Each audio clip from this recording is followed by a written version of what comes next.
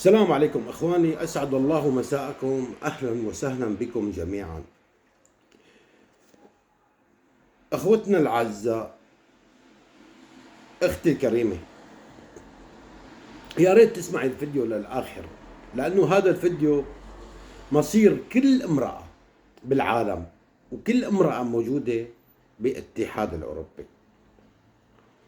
اخواني، اغلب النساء باوروبا عم يصير نسبه طلاق كبيره، وعم يصير تفكك عائلي، وبالأرجح بيرجع الموضوع للتفكك العائلي للمرأة الجاهلة، المرأة يلي بتروح تدعي على زوجها ادعاءات كاذبة مشان شو؟ تطلق وتاخذ الحضانة. كثير نساء عم يدعوا على أزواجهم انه ضرب الأولاد وضربها هي وخانقها هي واعتدى عليها هي واعتدى عليها جنسيا. اختي الكريمة، خافي الله، خافي الله، لانه هالشي يلي انت عم تعمليه من اخطر القضايا اللي عم بتصير بالاتحاد الاوروبي، لانه هذا الشيء صح عم يوقفوا معك، وصح عم يشدوكي، وصح عم يحرضوكي، وصح انه والله انا قويه وصرت قويه، بس ما راح تدوم. برد بقول لك ما راح تدوم، لانه انت لما بتحرمي اولادك من ابوهم، رب العالمين عمره وحياته ما راح يخليك تشم الجنه من اساسها. هي بالشريعه الاسلاميه. اما بالشريعه القانونيه اللي بالاتحاد الاوروبي، كثير عصابات حاليا عم بتفكك العوائل، وعم بتفكك الاطفال، وعم بتفكك الازواج، وعم بتفكك حتى الامهات. راح يجي الدور عليك وحياتك. لا تنبسطي هالسنه السنتين ثلاثه اللي بدك تعيشيهم مع اولادك، لانه اولادك بس يصيروا عمرهم 18 حتى هن راح يتفككوا عنك، راح يروحوا لمدينه ثانيه.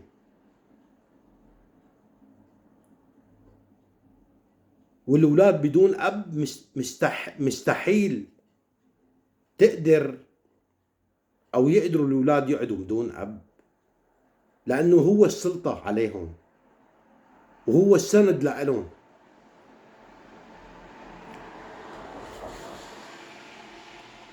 اختي الكريمه، في كتير عصابات هون عم بتحرض النساء مشان شو؟ الطلاق. ليش؟ ليش بدهم الطلاق هون؟ على اي اساس اختي الكريمه؟ مشان شو؟ مو مشان يوقفوا معك، مو مشان يوقفوا ضدك، ومو مشان يساووا اي شيء بهالموضوع هذا، لا. قل لك ليش؟ انا لاقول لك ليش. مشان اول شغله يصير عندهم ضرائب زياده. راح تقولي لي كيف بده يصير عندهم ضرائب زياده؟ لما بيفككوا الاب لما بيروح بيشتغل وبيدفع ضرائب، ولما بيفككوك انت كمان عن اولادك، او لما اولادك بيفككوهم عنك انت كمان، بصير كل واحد بيدفع ضرائب لحاله. بهيك حاله هي مصلحة البلد هون، انه كل فرد لازم يدفع ضرائب لحاله، لانه اذا اثنين متزوجين ما راح يدفعوا ضرائب مثل ما يكون فرد واحد راح يدفع النص. فهمتي علي اختي الكريمة؟ عرفتي ليش عم يفككوكي عن زوجك؟ لا تنبسطي كثير بهالسنة والسنتين اللي بدك تقعديهم مع اولادك، لا، لانه هالشي هذا اللي بدك تقعديهم مع اولادك هالسنة والسنتين راح تتندمي، تعضي ايديكي ندم، وراح تقولي ايه راح طلقه وراح جيب احسن منه،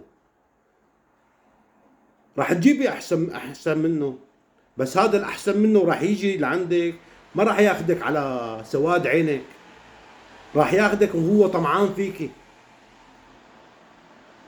طمعان بكل شيء عندك، ما راح ياخذك على محبتك وتعملي لي كوافير وبابليز وماميليز وهالقصص هي كلياتها. ما راح ياخذك على سواد عينك، لانه برد بقول لك كما تدين تدان. وانت عم تحرمي الاولاد من ابوهم، عمرك ما راح تدخلي الجنه.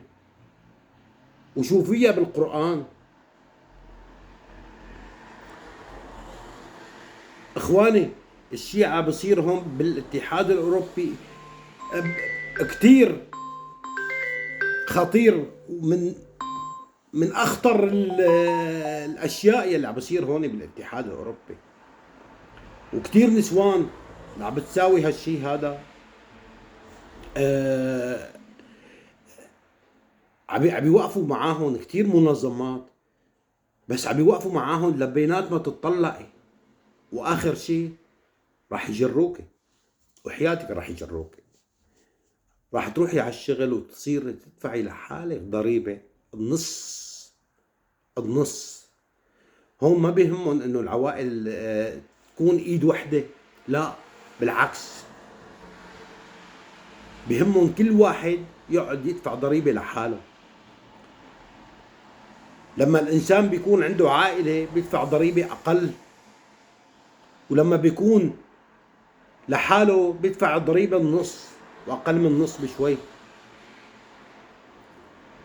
ونفس الشيء اخواني عم بصير تفكك بالعوائل. ليش؟ لانه ما بدهم الاطفال ياخذوا شهادات جامعيه كبيره، وما بدهم الاطفال يصيروا مناصب بالدوله، لانه اذا صار مناصب باعتقادهم هن انه راح اللاجئين يرأسوهم، باعتقادهم هن. بقى اختي الكريمه، اتقي الله، اتقي الله بكل شيء عم بتساويه ضدك وضد زوجك وضد اولادك، لانه هالشيء هذا راح تدور العالم كلياته. ما في غير زوجك هو الوحيد راح يوقف معك. لا تشدي ظهرك فيهم، لانهم هدول راح يجي يوم من الايام كمان راح يوقفوا ضدك.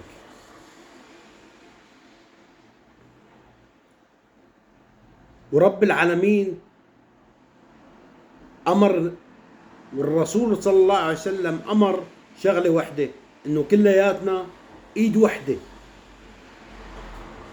يد الله مع الجماعه، ايد وحده ما بتصفق، ايد وحده ما بتصفق. ليش تشردي اطفالك؟ ليش لا تحرمي اطفالك من ابوهم بادعاءات كلها كاذبه؟ هالشي هذا راح ينعكس عليك. وهالفيديو هذا يا ريت كل نساء العالم تسمعوا، ويوم من الايام راح تلاقوا الفيديو هذا هو الصح، وهو الكلام الصح. وبالنسبه للاطفال، الاطفال عم بتروح تسمع كلام امهاتها، وامهاتها عم بتخوف الاولاد وعم بتحرض الاولاد. كثير اطفال هون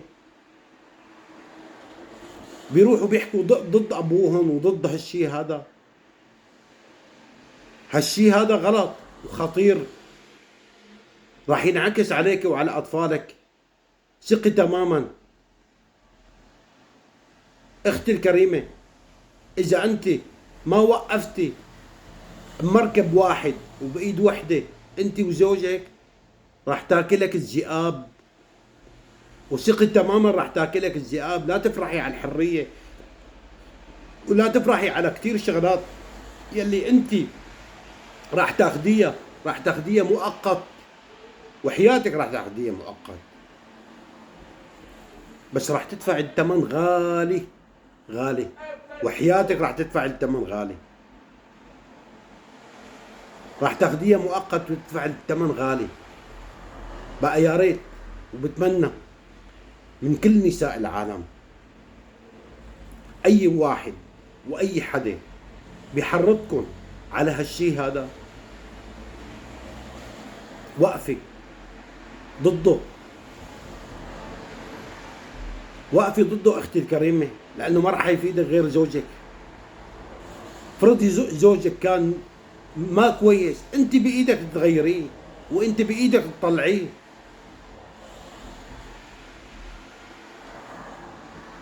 اما اذا اجيتي وطمعتي بحالات الدنيا راح تطمعي فيها بالسنه سنتين، بس اخر شيء انت راح تتعذبي، ما راح تلاقي الهنا لا بالدنيا ولا بالاخره. ورب العالمين من فوق كل شيء حرم اولاد من اب عمره ما راح يدخل الجنه، وشوفيها مذكوره بالقران هالشيء هذا. وبتمنى كل نساء العالم تسمع هالفيديو. ما بدي اشتراك وما بدي تعليق وما بدي اعجاب، بدي اياكم تاخذوا هالفيديو هو ثقة وكلامي ثقة، وكل وحدة تحط ايدها بايد زوجها وبايد اولادها. والله يمسيكم بالخير جميعا، والسلام عليكم ورحمة الله وبركاته.